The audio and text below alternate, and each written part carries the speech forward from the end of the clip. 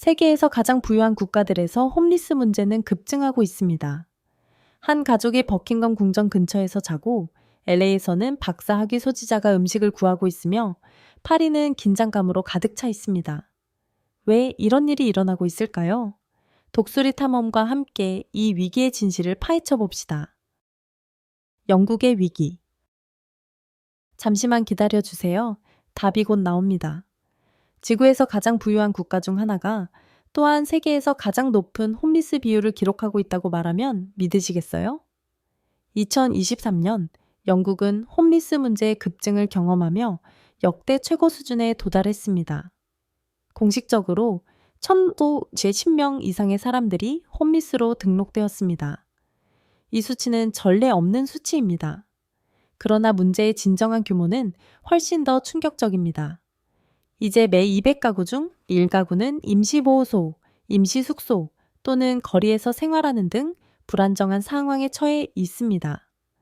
런던, 영국의 수도이자 세계적인 부의 상징인 이 도시는 이 위기의 중심에 있습니다.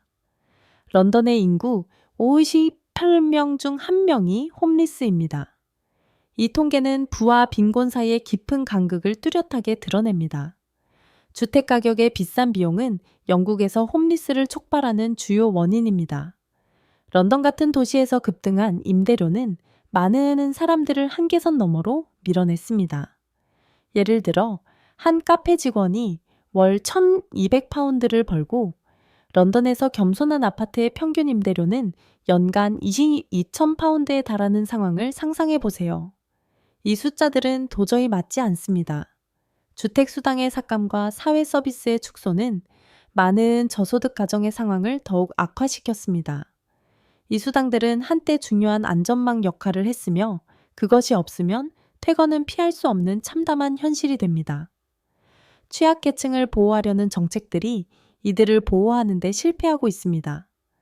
집을 잃은 사람들에게는 그 결과가 단순한 불편함을 넘어서 생명의 위협이 됩니다.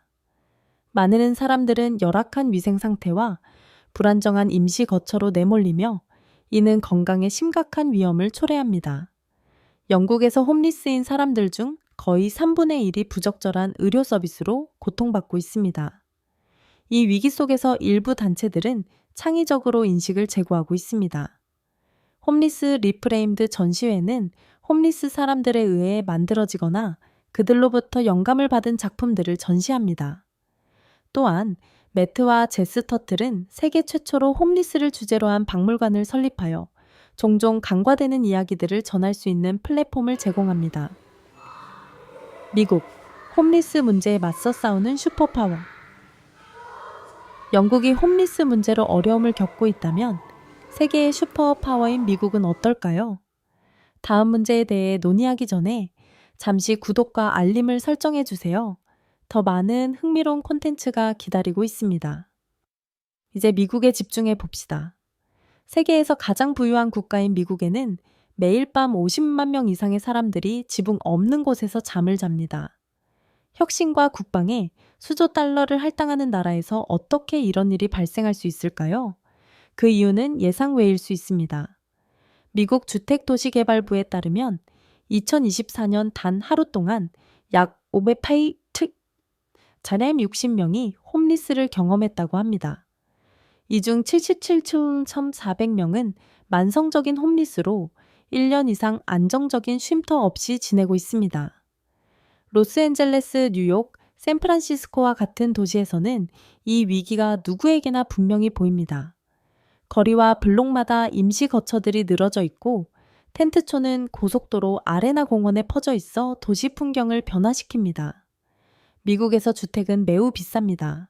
때로는 상상도 못할 정도로 2024년에는 국가 평균 임대료가 월 2,130으로 치솟아 임금 상승률을 크게 초과했습니다.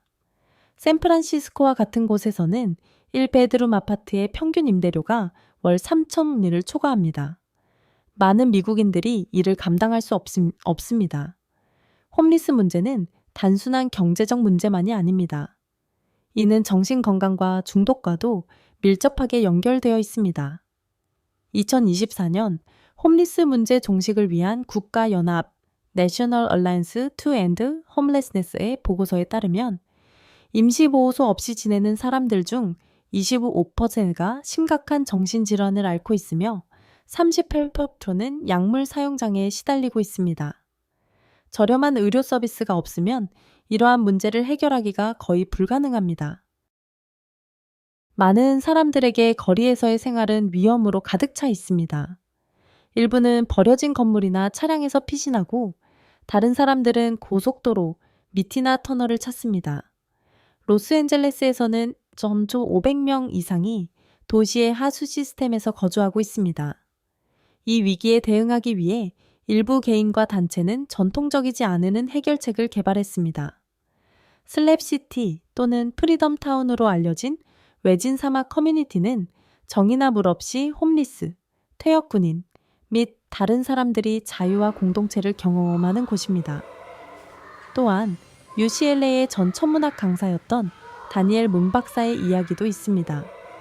그는 연간 70천천을 벌었음에도 불구하고 급등한 임대료로 인해 로스앤젤레스에서 살 수 없었습니다. 그는 몇 달 동안 차에서 살아야 했습니다. 라고 회상하며 아이러니하게도 나는 수년을 별을 연구했지만 결국 별 아래서 잠을 잤습니다. 라고 말합니다. 그의 이야기는 심지어 전문가들도 홈리스 위기에 처할 수 있다는 사실을 강하게 일깨워줍니다. 프랑스의 투쟁. 친애하는 여러분, 여기까지 읽으셨다면 음식, 물, 심지어 집 하나를 가진 것만으로도 진정한 축복임을 실감하셨을 겁니다. 만약 그렇다면 아래에 댓글을 남겨주세요. 이제 전 세계의 슈퍼파워에서 불평등이 심각한 땅으로 아름다운 도시 파리조차 어두운 현실을 안고 있다는 사실을 살펴보겠습니다. 함께 가시죠. 프랑스에는 약 3천 명이 홈리스로 생활하고 있으며 수도인 파리도 예외는 아닙니다. 파리에서는 약 16.1%의 주민, 즉 약 4,500의 3,000명이 빈곤선 이하에서 살아가며 평균 월소득이 747, 즉 약 8배백에 불과한 사람들도 많습니다. 이는 단순한 통계가 아니라 인간적인 현실이며 그 숫자는 점점 더 증가하고 있습니다. 이 숨겨진 고통의 원인은 무엇일까요? 경제적 불평등이 등이 주요한 원인입니다. 관광객들이 화려한 샹젤리제 거리를 걷는 동안 많은 파리 시민들은 생계를 유지하기 위해 고군분투하고 있습니다. 급증하는 생활비와 정체된 임금은 가구들을 위기에 빠뜨리며 이들 대부분이 홈리스가 될 위험에 처해 있습니다. 주택 불안정성도 또 다른 중요한 문제입니다. 프랑스에서는 집을 잃는 일이 너무나 흔합니다. 여기에서 특이한 도전 과제는 불법 점유, 즉 버려진 부동산이 집 없는 사람들에 의해 불법으로 점유되는 것입니다. 놀랍게도 프랑스 법은 종종 집주인보다 점유자에게 더 많은 보호를 제공하고 이는 집을 잃은 사람들이 해결책을 찾는 데 큰 어려움을 겪게 만듭니다. 집이 없는 사람들에게 삶은 상상할 수 없이 가혹합니다. 많은 사람들이 고속도로 아래나 생마르탱 운하 주변에서 종이 상자에 누워 잠을 자며 쓰레기 더미에 둘러싸여 있습니다. 다른 사람들은 붐비는 지하철역에서 추위를 피하기 위해 몸을 움츠리며 피신합니다. 이 위기 속에서 자선단체들은 도움의 손길을 내밀고 있습니다. 이동식 샤워실과 세탁 서비스는 거리에서 생활하는 사람들에게 존엄성을 회복시켜줍니다. 자선단체들은 무료 식사, 이발, 의료 서비스를 제공하며 자원봉사자들은 담요와 필수품을 나눠줍니다. 이것은 많은 사람들에게 구세주와 같지만 과연 충분할까요? 이제 여러분 차례입니다. 여러분이 살고 있는 도시나 나라에서 비슷한 문제를 목격한 적이 있나요? 아래 댓글에 여러분의 생각을 공유해 주세요. 중국에 숨겨진 홈리스 위기. 프랑스만이 숨겨진 홈리스 문제에 시달리고 있는 것은 아닙니다. 이제 아시아로 가서 경제 대국인 중국이 직면한 심각한 문제를 살펴보겠습니다. 중국의 홈리스 위기는 다른 나라들만큼 큰 주목을 받지 않지만 그 숫자는 충격적입니다. 중국 전역에서 약 250만 명이 홈리스로 생활하고 있으며 홍콩과 같은 도시에서는 부동산 가격이 세계에서 가장 높은 수준에 있습니다. 겸손한 아파트를 구입하는 비용은 배임 20만 달러를 초과할 수 있으며 기본적인 공간을 임대하는 것도 많은 사람들에게는 불가능합니다. 홍콩에서 홈리스 문제는 독특한 형태를 띱니다. 그중 가장 두드러진 현상 중 하나는 난민의 증가입니다. 홍콩의 홈리스 인구의 약 25%가 맥도날드 레스토랑에서 밤을 보내는데 이는 에어컨, 보안, 그리고 일상적인 환경의 가짜 정상성을 찾기 위함입니다. 또 다른 문제는 관이집 현상인데 이는 주차 공간 크기만 한 좁고 비좁은 아파트를 가리킵니다. 이러한 작은 유닛들은 종종 환기가 잘 되지 않고 과밀하며 월 도배계에 임대될 수 있습니다. 많은 사람들에게 이는 거리에 있는 것보다는 나은 선택일지 모르지만 여전히 마음 아픈 타협입니다. 중국의 홈리스들은 생존을 위해 혁신적인 방법을 찾아내기도 했습니다. 일부는 다리 아래에서 라이브 방송을 하며 노래를 부르거나 자신의 개인적인 고난을 공유하면서 작은 기부금을 받습니다. 또 다른 사람들은 음식뿐만 아니라 여행과 같은 예상치 못한 요청을 위한 기부를 요구하는 비정상적인 구걸 방법을 사용하고 있습니다. 예를 들어 애난반 씨의 아들을 생각해 보세요.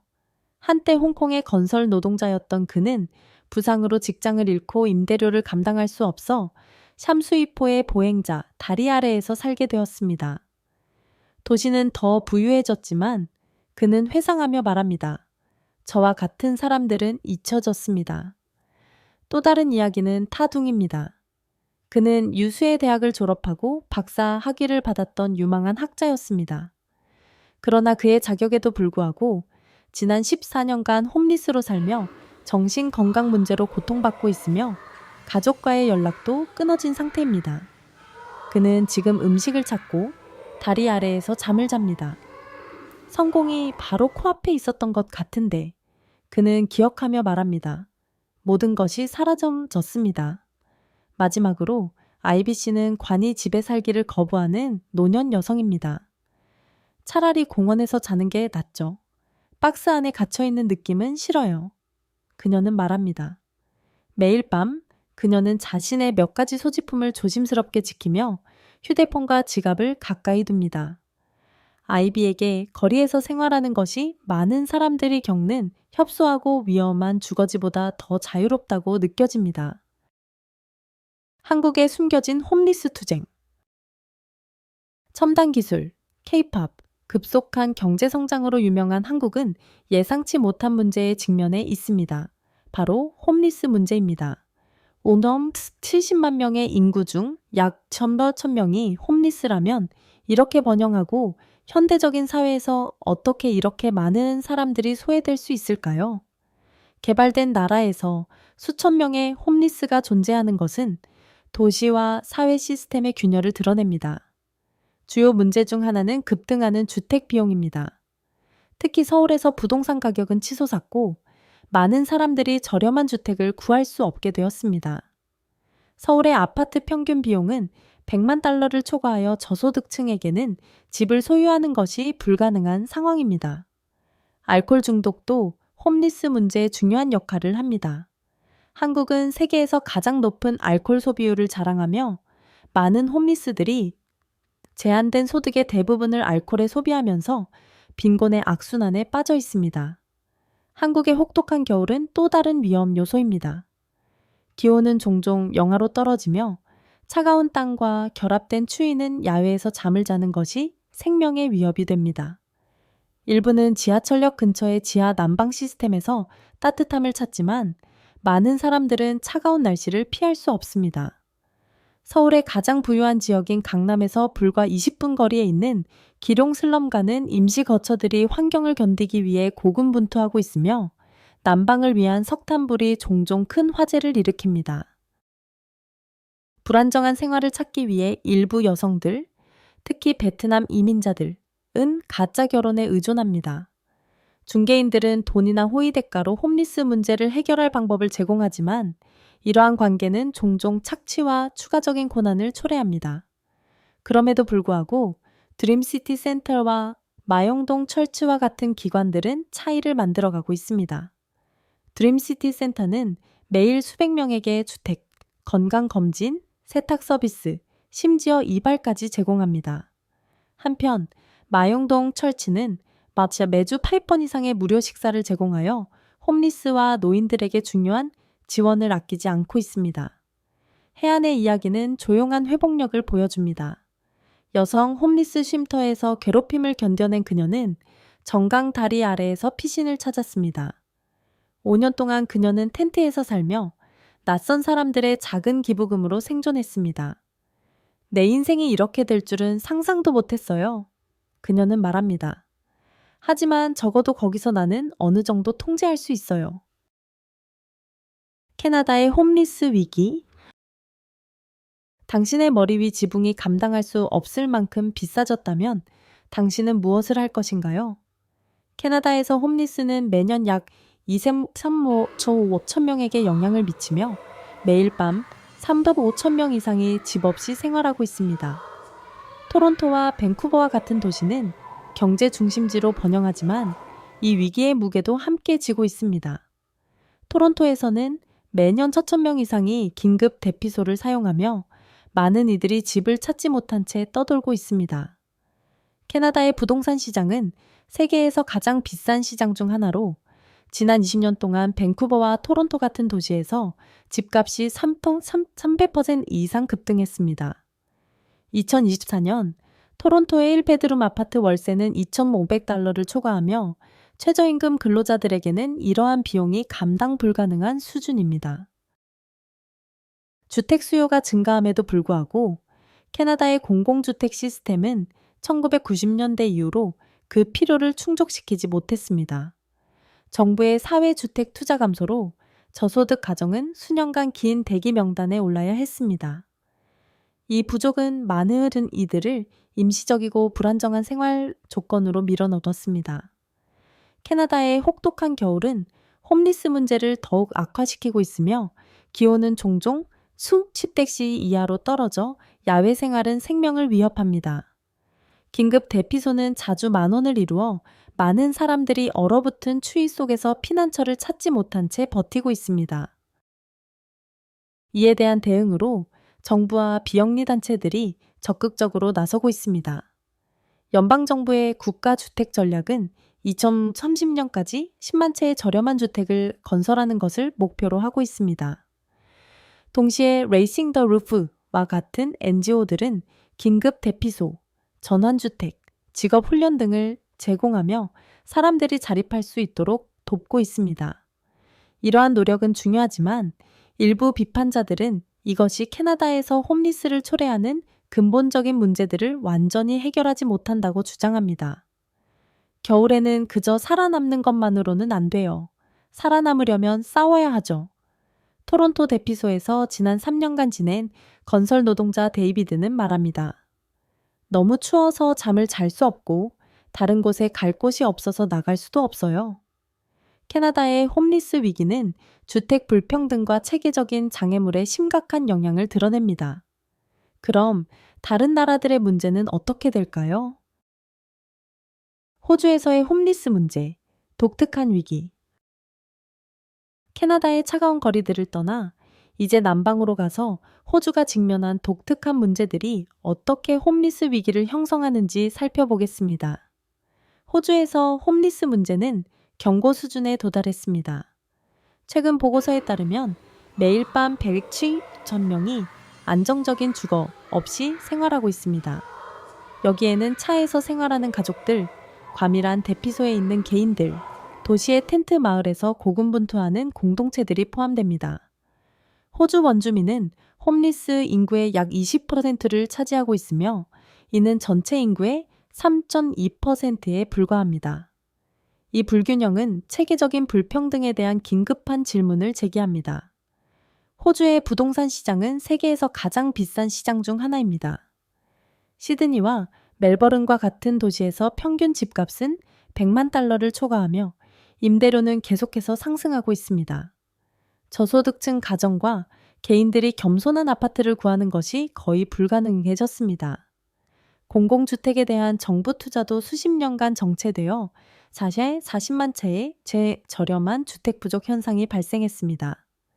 사회주택의 대기 명단은 수년을 기다려야 할 정도로 길어졌습니다. 이러한 만성적인 투자 부족은 취약한 계층을 더 이상 갈 곳 없이 만들었습니다. 호주 원주민들은 독특하고 파괴적인 도전에 직면해 있습니다.